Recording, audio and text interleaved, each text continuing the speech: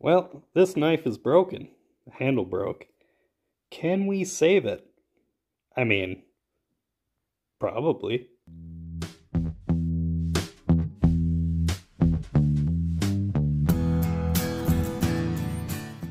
Well, a ho ho ho and a Merry Christmas to ya. It's getting towards the middle of December for me. I don't know what when you're watching this. It could be the middle of summer for you, a couple years down the line. Any hoozle. Bowie knife. Bowie knife. Bowie? Well, probably Bowie, I think is the correct term. But, I'm going to be trying to repair this today. Now, before we get into that, though, you might be wondering, hey, Dan, what are you doing? Because if you've watched my channel before, you will quickly realize that this is a car channel, like automotive, new guy's garage, right? We have engines and carburetors and stuff lying around. Why are we focusing on something that is completely non-car related in this video? Well, very easy answer for you. Because all my income is going under the Christmas tree at the moment, all month long. And I don't have any spare cash to be shipping out the carburetor to have flow tested, that project car we're doing with that other channel, Joseph Nowak. I don't have any money to be working on the engine build, so, and frankly, I haven't been doing a dang-gum thing automotive this whole month for like weeks, right? So I haven't made a video in quite a long time, just now getting around to doing something. And what we're doing is we're going to fix this knife, because that's the best thing I can come up with. And I really want to fix it, because this was, kind of still is, my favorite carry knife. And well, let me show you what it is. Now what we got here is a cold steel Laredo Bowie. It's the San Mai 3V whatever version. Basically it's got piece of steel metal in the middle and it's got two sandwich on either side, right? I completely forgot what metals this is made out of. You'll just have to look that up yourself. I have no idea. And obviously it's got a custom handle. It's got a walnut handle. It's a two-piece, so was a piece on this side connected in the middle. And it had a nice fancy, look at this, nice skull on the back with stars on it. Until it broke. How it broke, right? Well, it got dropped. It got dropped on tile flooring and it completely smashed the handle. I had already tried to repair this once. If you can see this white stuff right here, that's glue. And well, it didn't hold, broke again, and then it sat on the shelf for years. And well, that's what that's all about. That's what it is. Oh, it says VG1 San Mai. Okay, yeah, VG1. Whatever that means, still don't know what that means. But let's get started, right? I have an idea. There's three pieces. There's this piece, and this piece. And if you notice, I will show you, right? This goes together like that. I got this stupid white crap here, which I'm going to have to fix. This piece is just straight up missing. So that's just, we're going to have to fill that somehow.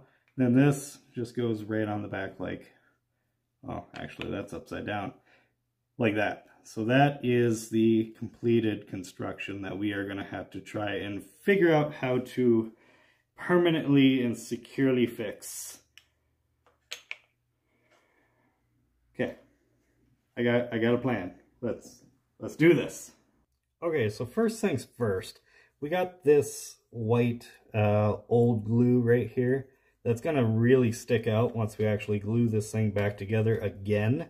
So I am going to black Sharpie it before we glue it. That way when we glue it, you won't be able to see the white.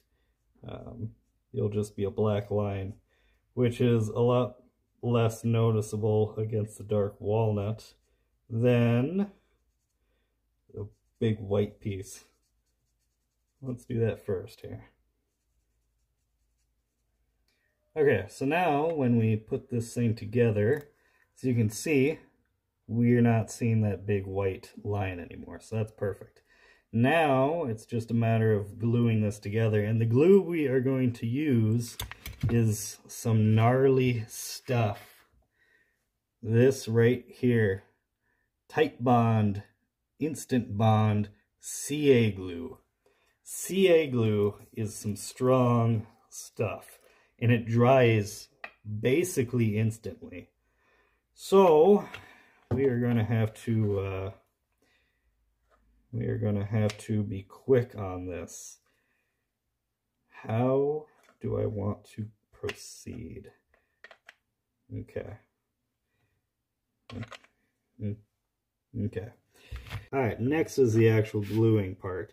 And what we are going to use is this right here. This stuff is this is the shit when it comes to glue. Just let me tell you that right now. It dries basically instantly, and it will burn the skin right off your fingertips if it gets on you.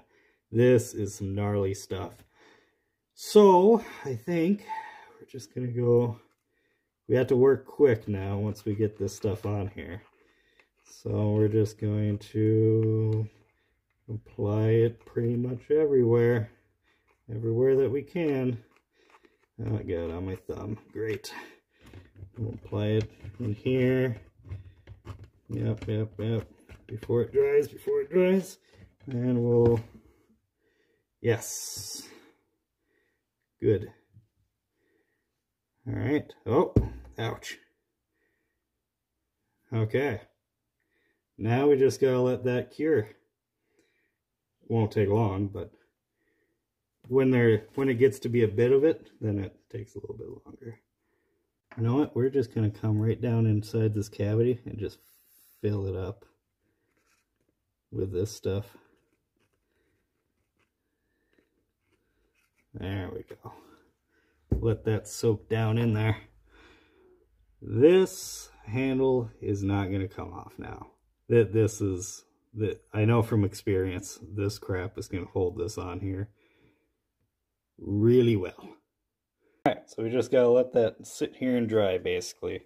Like I said, when it pools up a little bit, that CA glue takes a little bit to dry. If it's a thin coat, it'll dry basically instantly.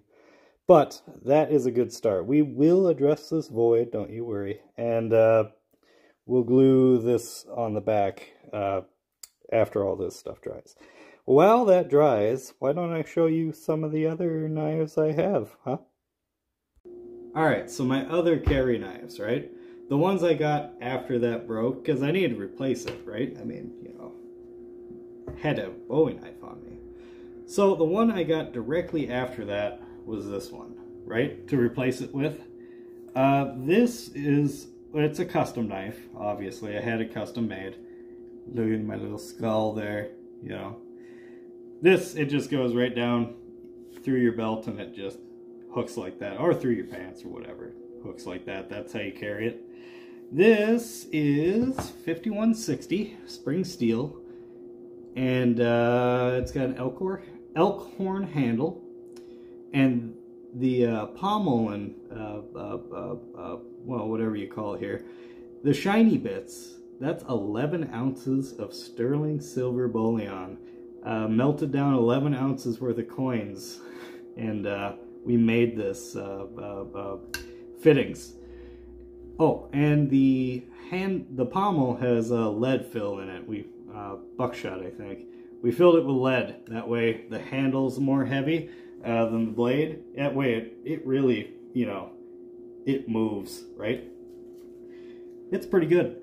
I like it. I carried this around with me for a long time after that guy broke. But, you know, just like with cars, right? Just like with cars, you get an addiction to this stuff and you can't just have one. So, you know, obviously I wanted another one. I wanted one with a longer blade. I wanted more reach. This is 11 inches, I believe, blade. 10.5, 11 inches. I wanted a full 12 inches. I wanted a full foot worth of knife. And then I got this. This is hand forged from Australia. The Aussies, they hand forged it. They even left some of the fire scale there. And it's got the, I forget what that's called. The French notch? Something or other. I forget what it's called there. 12 inches of blade. Giraffe bone. That's giraffe bone, a handle. And it's built just like a kukri. The exact same way. It's basically a kukri handle, kind of. At least the, you know, butt cap is. This thing I carried around with me for a little bit. Not as long as I carried this one, but I carried this for a little bit. Big, long fucking knife. Now, this thing was getting to the point where it was a bit ridiculous to carry. You know, a big giant thing on the side there. But, you know, it did its job. Up until I turned 22 and I got my concealed carry permit. Took the class, got my permit to conceal carry, and then I got this, right? My revolver. That is giraffe. No, that one was giraffe bone. This one's camel bone handle. Just put that on, actually. Colt 45. Pretty self-explanatory. My carry gun, right? So, after I got the carry gun, mind you, now, you know, we're talking serious firepower here. In comparison to blades, I did not need a 12-foot blade. You know, I didn't need to carry this combo with me, right? I did not need this big of a knife anymore because I thus had a gun. So that's where this came from. Another custom knife. Coffin-shaped handle. I think that's walnut. Not sure. Full tang Bowie knife. Smaller, right? You know, this is a little more, you know, right? More reasonable. If you could call it reasonable. But, you know, I'm telling you, if you ever drove through the riots, you'll know. Okay? You'll know. People get crazy when people get crazy. Okay, quick edit. I never told you about the riots. Yeah, Minneapolis. When Minneapolis was on fire and looting and buildings getting broken into and just mobs of people like taking over cities, I had to go deliver guillotine blades down there in a van. Guillotines for like paper, not those kind, you know. It wasn't delivering those, but like books and magazines and that kind of guillotine blades. I had a whole van full of them, and I'd have to drive down there and deliver them to place. Just, you can use your imagination on what kind of stuff I've seen. So, yeah, no, protect yourselves. You know, carry something, anything, because people get weird. So, that's that bad boy. Look at the full tang thickness of that. Up here it's over 1/4 of an inch. It starts out at 3/8 of an inch and it distal tapers all the way up to the needle point, right? This thing is a hefty son of a gun. I mean, this thing is heavier than this knife, okay? This knife is a lot lighter than this one is, and it's because of how thick that tang is. But, again, it's pretty nice, fast knife. So, that's what I've been carrying. But now I'm getting nostalgic, and I want to go back to the very first one that I had. And I will, for a little bit, if we can manage to fix it. Alright, let's go see how the glue's doing. Alright, she looks like she's all dry. So, I think the next step I'm going to do is actually come in here and fill all that with marker. You know, marker. I'm going to essentially stain, you know, paint all that in there black. Alright, I have a plan. Just stay with me. Just like so. Basically, it kind of looks almost like it's charred. Like it was on fire or something. Okay, so now that that's all black, yeah, I might need to touch that line up just a little bit. But basically, now that it's all black, what I'm going to do is I'm going to fill this void with layers and layers of this. Just do a little bit, let it dry, a little bit, let it dry, until this is completely filled.